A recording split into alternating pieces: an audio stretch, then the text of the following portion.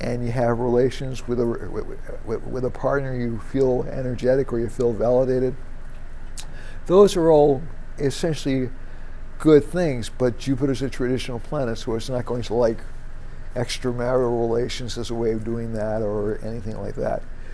So essentially, Jupiter in a chart is going to be, and I don't want to make Jupiter quote unquote the sexy planet. It's not, but basically, it's conventional rest, conventional wisdom, and also basically good luck. You know, it's considered good luck to be able to live a long life and to live a happy life and to live a content life and see your children grow up and do well, and those are all things connected with Jupiter.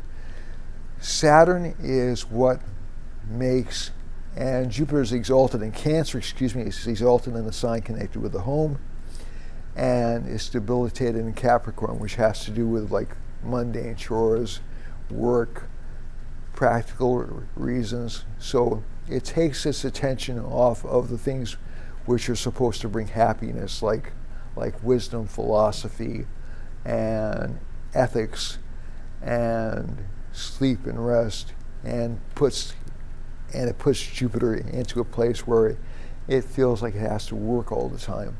So there's nothing wrong with work.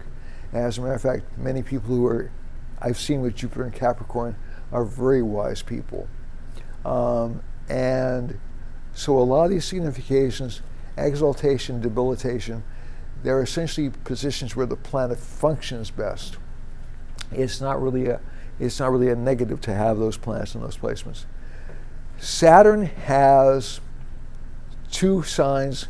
It rules Capricorn, which is connected with hard work, and it rules Aquarius, which is also connected with hard work, but innovative hard work and unconventional hard work. So whenever you see a strong Saturn in the chart, the person's a real workhorse. You know, so they'll work like 20-hour weeks, or I'm sorry, not 20-hour weeks, 60-hour weeks without breaking a sweat. They'll be involved in a lot of activities. They'll have a lot of work. It won't necessarily be happy work, although some people who have strong Saturns are happiest when they're busy. But it will also mean that they'll actually feel like their function in life is to work.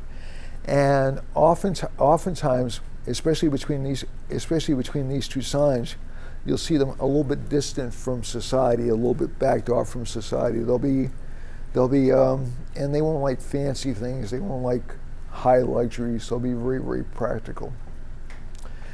Saturn's exalted in Libra. And again, that's a sign of relationships. So again, it provides the sacrifice which is necessary for relationships.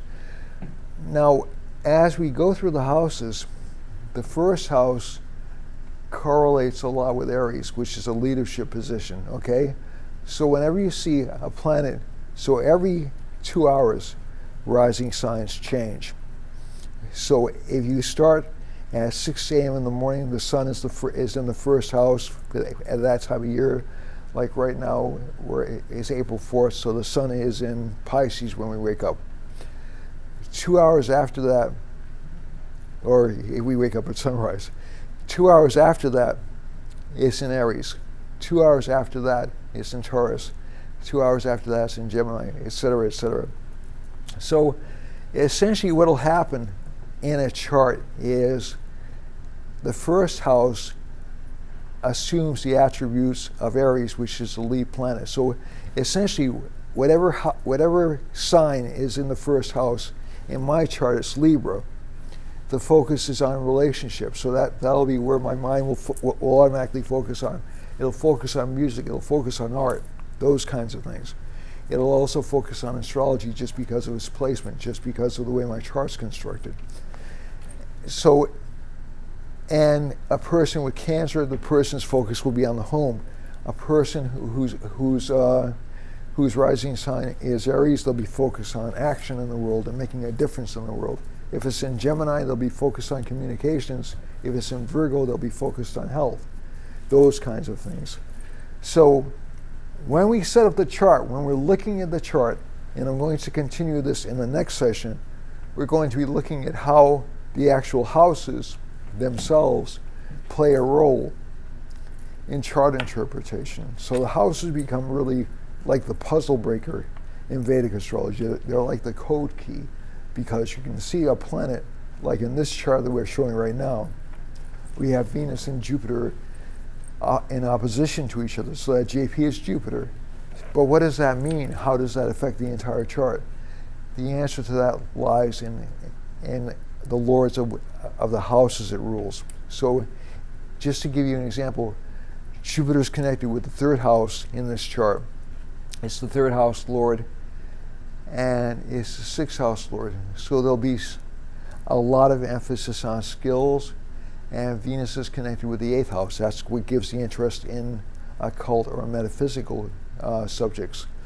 And so you have Jupiter, which is a teaching planet, opposite Venus, which is a teaching planet, and it'll make a person pretty much curious for the rest of their lives about unseen matters, about acquiring skills in unseen matters, and also about struggling and purifying themselves in order to make sure that these systems are taught in a way that people can use their critical thinking skills to understand them, as opposed to being, I'm not a dogmatic astrologer. Some astrologers are very dogmatic and says, this is what it says in this book, and this is how you should interpret it.